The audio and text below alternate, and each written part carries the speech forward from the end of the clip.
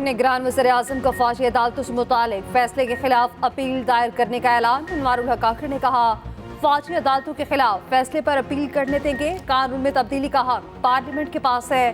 PTI को 9 मई का challenge दरपेश है। अवाम ने चेयरमैन पीटीआई को इसलिए वोट नहीं दिया था। इदारों के खिलाफ अमल करें। पीटीआई के जलसों पर पाबंदी की कोई पॉलिसी नहीं। चेयरमैन पीटीआई के मुस्तकबिल का फैसला अदालती केसेस की रोशनी में होगा।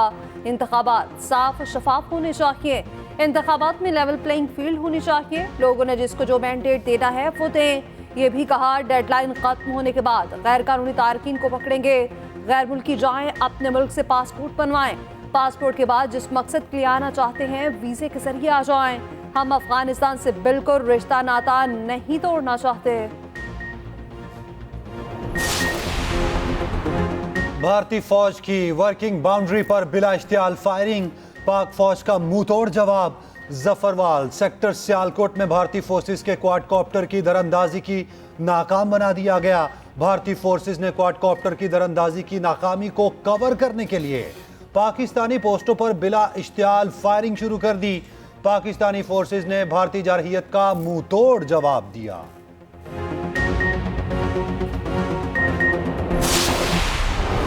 मैदान वही, इम्तिहान नया। पाकिस्तान आज मजबूत हरीफ जनूबी अफ्रीका से टकराएगा। चेन्नई में दोनों टीमें टकराएंगी। Fast bowler Hasan Ali match से बाहर। पीसीबी के मुताबिक बॉलर शदीद बुखार में मुब्तला हैं। प्रैक्टिस सेशन में हिस्सा भी नहीं ले सके। बाबर आजम टीम का मोराल बुलंद करने लगे। कहा, नीचे से ऊपर कई बार उठ चुके हैं। हम मासी में कई बार ऐसी सूरत हाल से निकल चुके, अब भी निकल सकते हैं। टीम डायरेक्टर मिकी आर्थर कहते हैं, टीम सेमीफाइनल में पहुंच सकती है। मुश्किल सूरत हाल में पाकिस्तानी टीम गैर मामूली परफॉर्मेंस देती है।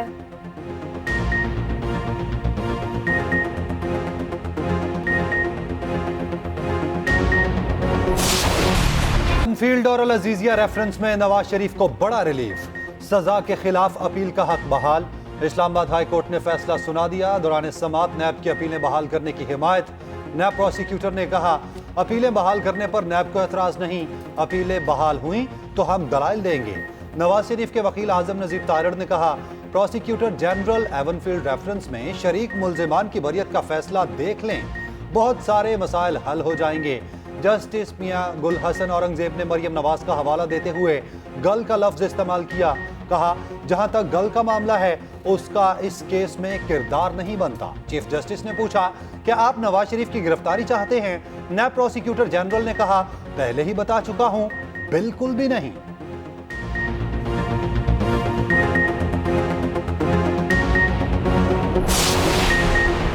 फैसला आने के बाद शहबाज शरीफ की नवाज शरीफ को मुबारकबाद। गले लगाकर खुशी का इजहार।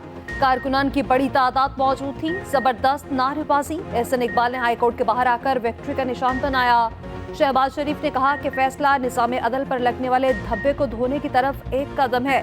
फतह इंसाफ की होगी। तराजू के पलड़े बराबर होने से पाकिस्तान बहरानों से निकलेगा। मरियम औरंगजेब कहती है, इस नाइंसाफी की तरफ पेशरफ्त हुई जिसका शिकार 7 साल से मुल्क था। उसी नाइंसाफी से आज पाकिस्तान बहरानों में घिरा हुआ है।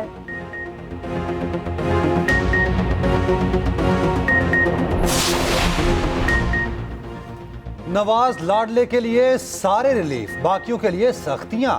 नवाज शरीफ जजिस के खिलाफ बोलते रहे, क्या सारी बातें भूल गए?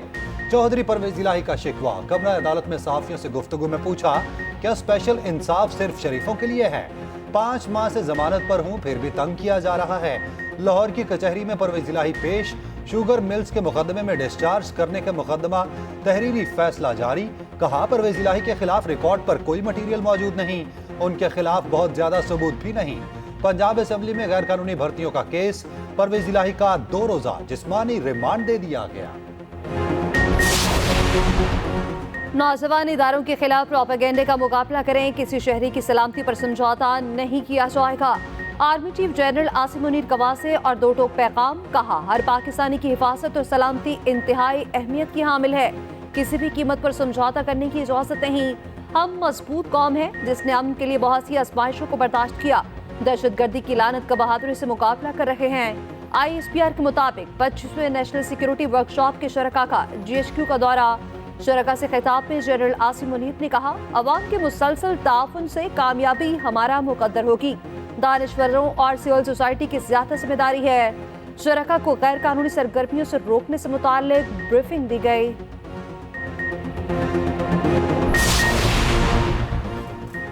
साइफर केस का ट्रायल रोकने की दरखास्त मुस्तरद। चेयरमैन पीटीआई को शफाफ ट्रायल का हक देने की हिदायत। साइफर केस के इखराज और चेयरमैन पीटीआई की दरखास्त जमानत पर फैसला महफूज आज सुनाया जाएगा। वकील सलमान सफदर ने दलाल दिए। 17 अक्टूबर को चालान की नकूल दी गई। 23 अक्टूबर को फर्द जुर्म आयद कर दी गई। ट्रायल कोर्ट ने गैर कानूनी काम किया। साइफर चालान का हिस्सा ही नहीं, इल्जाम था। साइफर के अल्फाज तब्दील किए गए।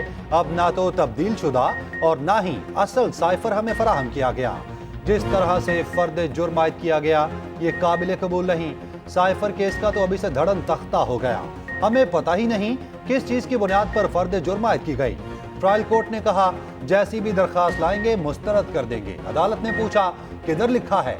वकील सलमान सफदर ने 17 अक्टूबर का ऑर्डर अदालत में पेश कर दिया। अदालत ने दलाइल सुनने के बाद फैसला महफूज कर लिया। क्या पीडीएम की तर्ज पर पीटीआई के साथ नया सियासी इत्तेहाद बनेगा? सियासी मंजरनामे में बड़ी पेशरफ्त। पीटीआई का वक्त मौलाना फजल रहमान के घर पहुंच गया। असद कैसर, अली मोहम्मद खान और बैरिस्टर सैफ के सरबराह जेक्यूआई से मुलाकात। पीडीएम की तर्ज पर नए सियासी इत्तेहाद की तजवीज़ पर गौर। तमाम जमातों को मुसावी मौक़िफ़ के लिए सियासी जद्दोजहद पर इत्तफाक। मौलाना फजल रहमान ने पीटीआई वफ़द से यकीन दहानी मांग ली। कहा सियासी इत्तेहाद के लिए मुकम्मल मैंडेट लेकर आएँ।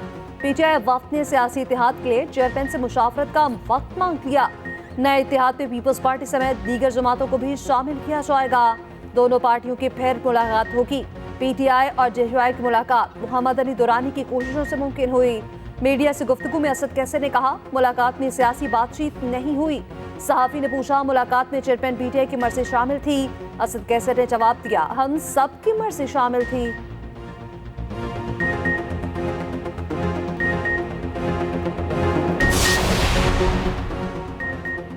पाबंदी नहीं तो पीटीआई पुरअमन जलसा कर सकती है। पेशावर हाई कोर्ट के पीटीआई की दरखास्त पर समाअत के दौरान रिमार्क्स। जस्टिस एजाज अनवर ने रिमार्क्स दिए पाकिस्तान में ये कोई नई बात नहीं, कुछ को तो प्रोटोकॉल में लाया जाता है। दूसरी सियासी पार्टियां तो कन्वेंशन और जलसे कर रही हैं, रोजाना खबरें भी आती हैं। क्या हुकूमत की जानिब से पीटीआई पर पाबंदी तो नहीं? एडवोकेट जनरल ने जवाब दिया ऐसी कोई पाबंदी नहीं। जस्टिस एजाज अनवर ने कहा पाबंदी नहीं तो पुरअमन जलसे में कोई मसला नहीं। सड़कों पर जलसों की इजाजत तो हम किसी को नहीं दे सकते। किसी ग्राउंड में जलसा कर सकते हैं। कन्वेंशन या जलसे के लिए आप इंतजामिया को दरखास्त दें। अगर इजाजत नहीं मिलती तो अदालत आएं। पाकिस्तान में अमरीकी सफीर डोनाल्ड ब्लूम की निगरान वज़ीर-ए-आज़म अनवारुल हक आखिर से मुलाकात। आइंदा आम इंतखाबात और इलाकाई मसाइल पर गुफ्तगू। अमरीका में आबाद होने वाले अफगान शहरियों की मुअस्सर प्रोसेसिंग पर भी बातचीत हुई।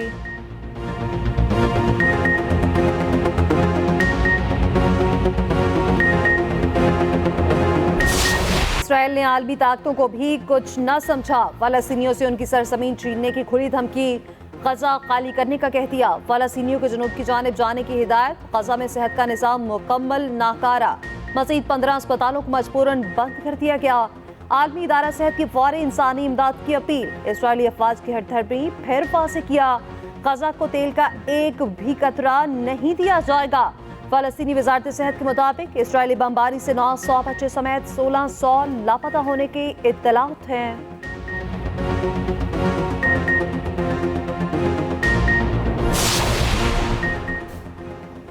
गजा में कोई जगह महफूज नहीं। अक़वाम मुत्तहिदा के मुताबिक गजा की कोई जगह खतरे से खाली नहीं।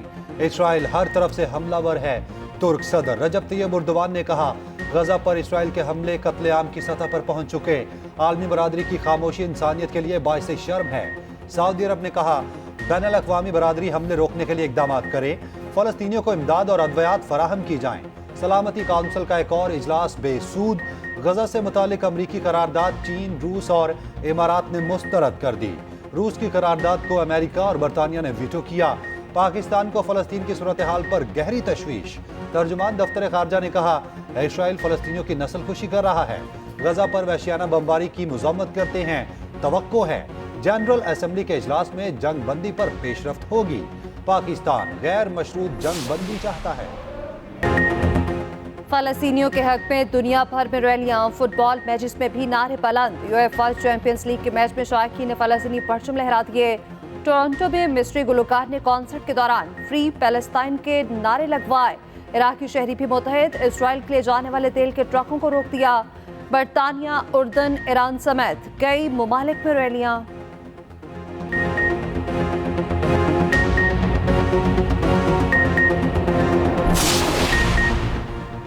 जासूसी का इल्जाम साबित, कतर ने भारतीय बहरिया के 8 साबिक एहलकारों को सजाए मौत का हुक्म दे दिया।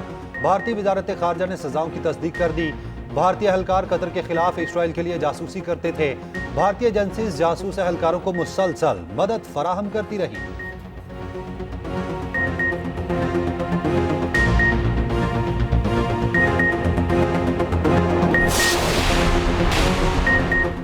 एमकेएम कन्वीनियर खालिद मकबूल सदीकी का कहना है, पाकिस्तान से मोहब्बत हमारी मजबूरी है, इसे कमजोरी ना समझा जाए। कराची में मसनूई क़यादत बिठाने की तमाम साजिशें नाकाम हो गई। हमारी सियासत अपने लोगों के लिए है, हथियार ना हमारी सकाफत है ना पहचान।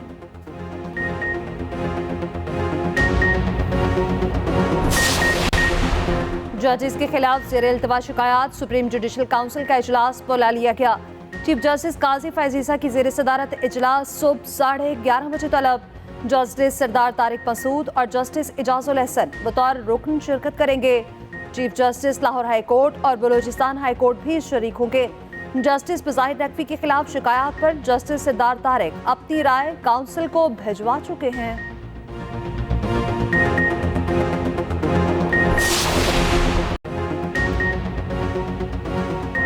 दिफाई चैंपियन क्रिकेट खेलना भूल गया। वर्ल्ड कप में श्रीलंका ने इंग्लैंड को बासानी हरा दिया। 8 विकेट से जीत अपने नाम की। 157 रन का हदफ हंसते खेलते पूरा कर लिया। इंग्लैंड का सेमीफाइनल में पहुंचना इंतहाई मुश्किल। कराची वाइट्स ने कायद-ए-आज़म ट्रॉफी जीत ली। फैसलाबाद को 456 रन से शिकस्त दी। कराची वाइट्स 10 साल बाद चैंपियन बनने में कामयाब हुई। फहीम अशरफ की सेंचुरी भी फैसलाबाद के काम न आ सकी। साहबजादा फरहान ट्रॉफी के टॉप स्कोरर रहे।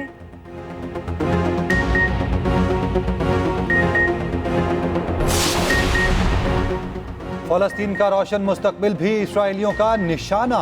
हाई स्कूल में टॉप पोजीशन लेने वाले भी शोहदा में शामिल। टॉपर फलस्तीनी लड़की को शहीद कर दिया गया। गजा की शामा इकराम की हामला वालदा भी बमबारी में शहीद हो गईं।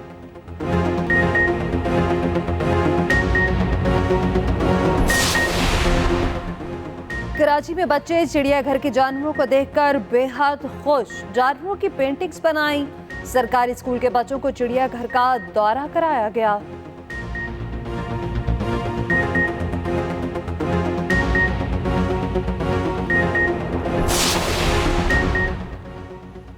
रवां साल का आखिरी चांद ग्रहण 28 और 29 अक्टूबर की दरमियानी शब होगा। पाकिस्तान में भी देखा जा सकेगा।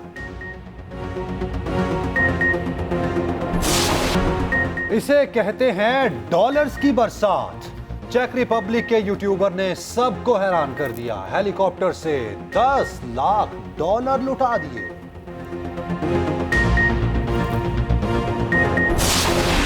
और दीपिका और रणवीर की शादी की वीडियो के चर्चे। 5 साल बाद वीडियो मंजर-ए-आम पर आ गई।